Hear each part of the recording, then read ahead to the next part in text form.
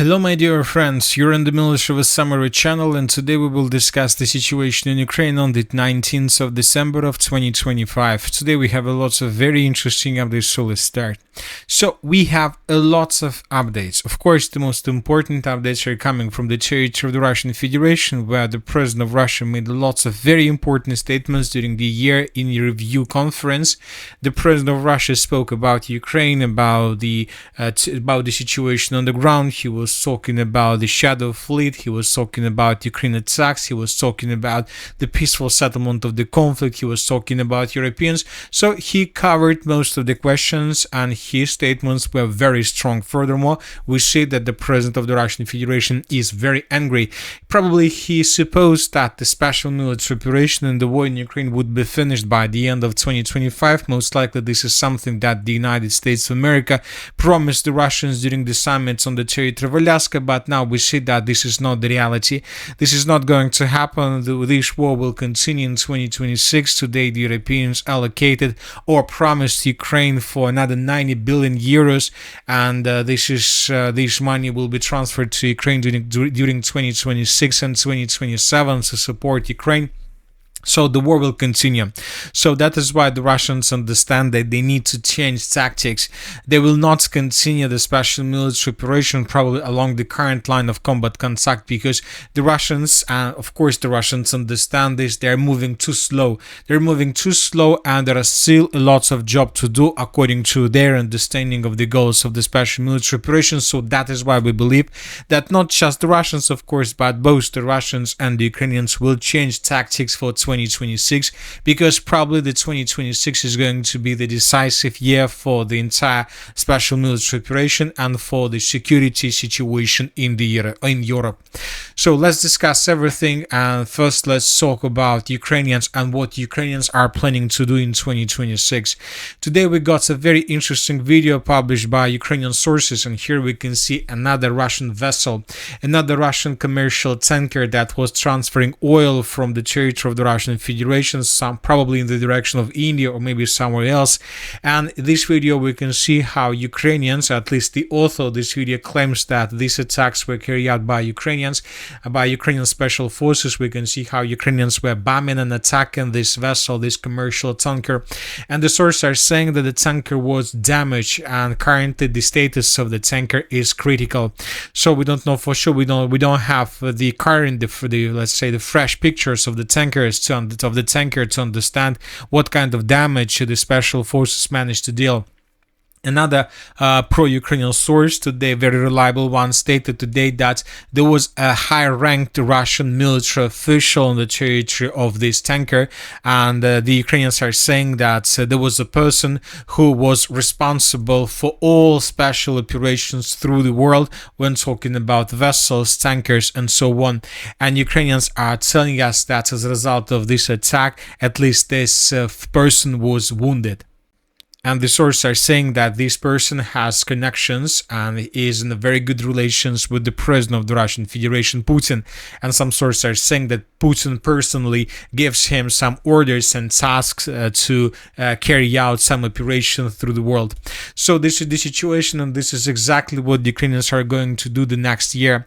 Obviously, the Ukrainians understand that the United States of America and the Western countries will not be able to hold the prices for oil for a very long period of time on this level, and the Americans and the Europeans and the Ukrainians understand that most likely the next year the price for oil will start growing once again.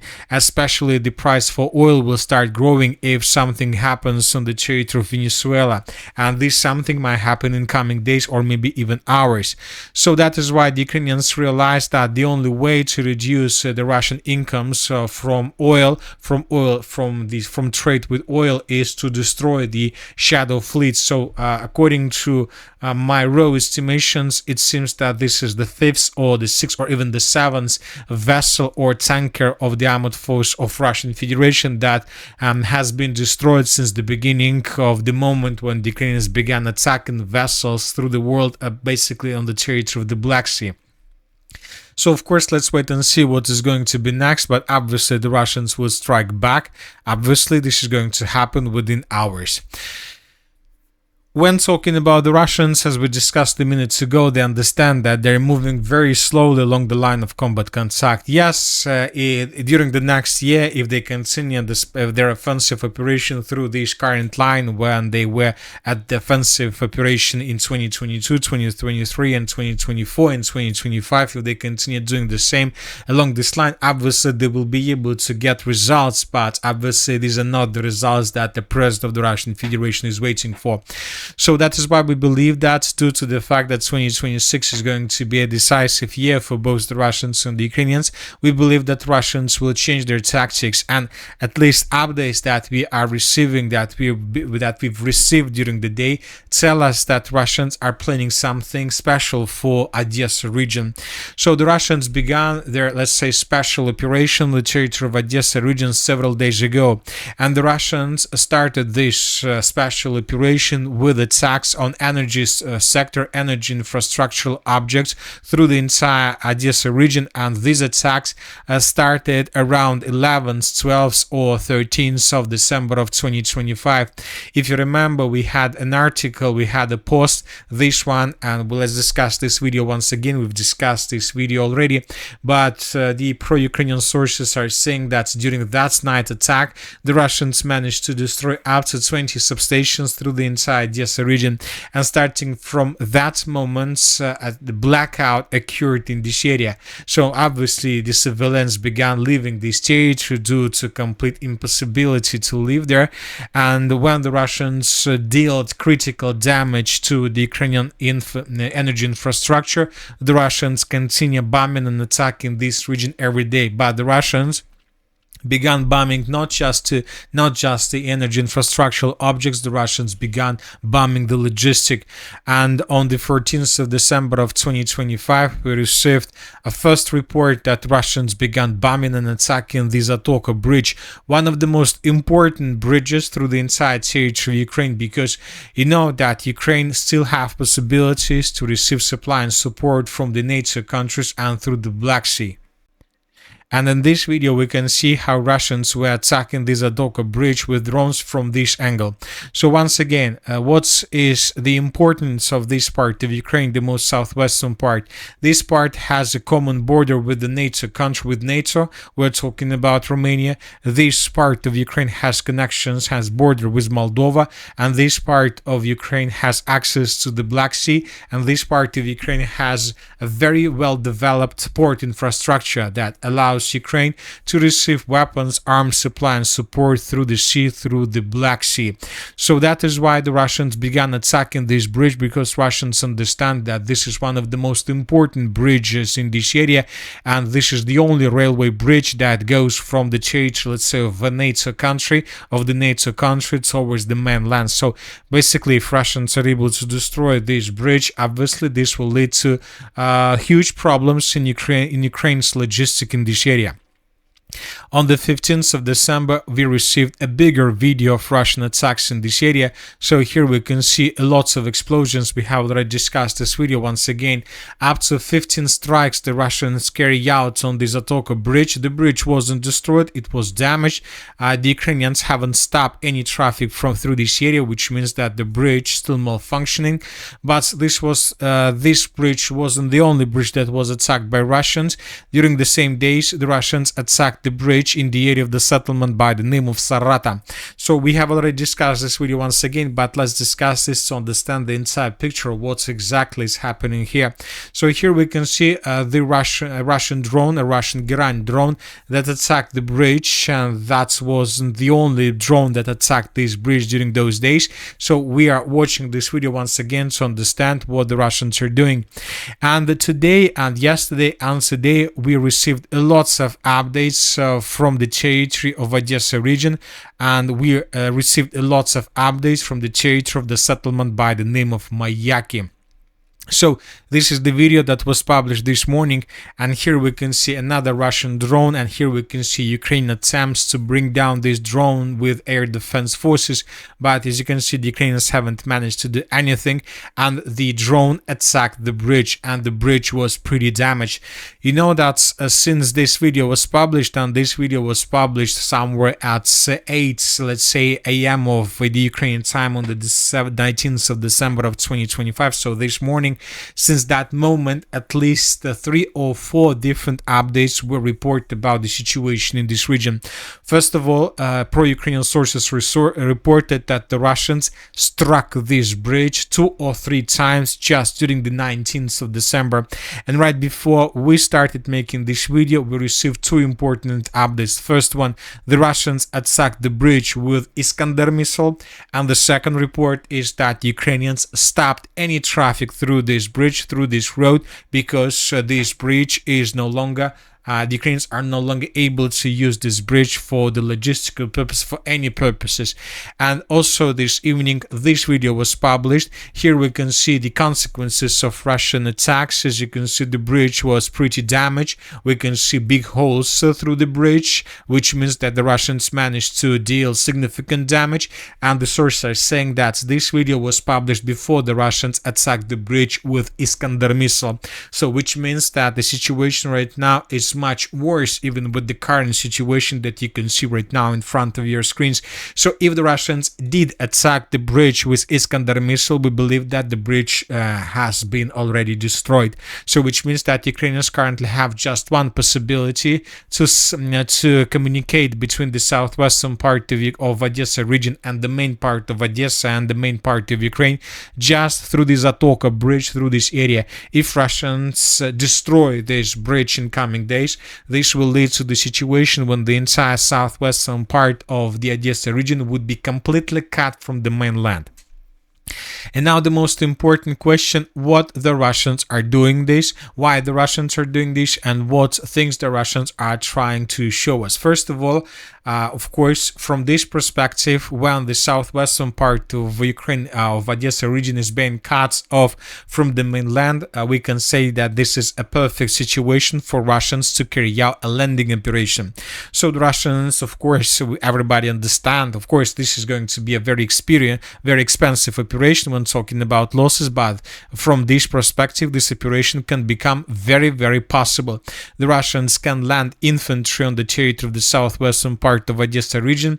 The Russians will not attack the city, they will just try to take under complete control this territory. The Russians will take under control the entire port infrastructure, and of course this will lead to complete collapse of Ukrainian sea traffic. They will not be able to trade anymore, and of course from this perspective the Ukrainians would be forced to do something with this. They will be forced to take additional forces and so on. Of course, you may ask how the Russians are going to supply their forces here. Once again, they have Transnistria very near to this territory, and according to information we have, according to the main intelligence of the directorate, the Russians have already begun establishing different facilities and plants and factories through the entire Transnistria, where Russians produce drones, FPV drones first of all, and the Russians began recruiting process with the purpose to recruit as many as possible locals and civilians for this purpose, for military purposes. So as of now, we don't know for sure the exact number of Russians, of their manpower, of their possibilities. We're talking about manpower, but it seems that the Russians have enough of resources. But from another side, from another point of view, if Russians are able to destroy these 2 bridges, this can lead to another important and interesting situation. So the destruction of the bridges will create the situation that the Russians have let's say that that this offensive operation from the Russian side will have very high chances, and this possibility, these high chances, can force the Western countries to deploy their troops in this part of the Odessa region. So, for example, France can be forced to deploy their forces there because Romania will not do this. The United Kingdom can be forced with this situation to deploy forces and troops on the southwestern part of Odessa region. And this is exactly what the Russians probably want. This is another very good scenario for them because this will involve, let's say, some of the European countries into direct conflict with the Russian Federation. So two options are possible for the Odessa region. Anyway, let's wait and see what is going to be next. As of now, it's just speculation, but everything is possible, and I understand that right now everything is possible with Odessa.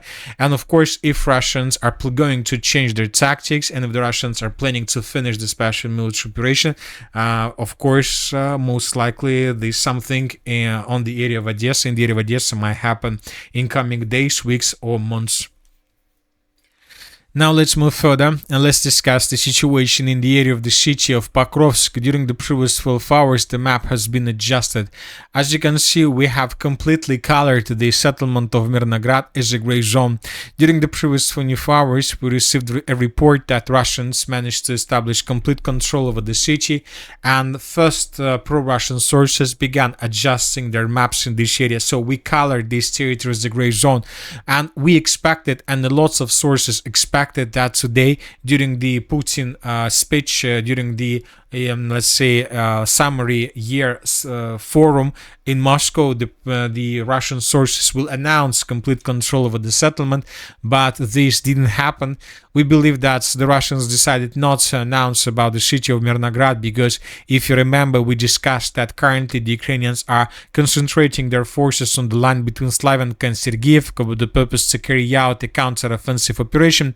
So that is why we believe that the Russians decided just to stay on the safe side, because they don't know whether the Ukrainians are able to carry out successful counter-offensive or not. And if they can carry out a successful counter-attack, of course, the Russians don't want to be in the situation when they announce complete control over the city of Mirnograd, and the next day Ukrainians publish videos with Ukrainians flags through the entire city because they managed to counter-attack and to restore control. So the Russians basically don't want to repeat the situation that we can see right now in the area of the city of Kupiansk, where Russians probably have problems.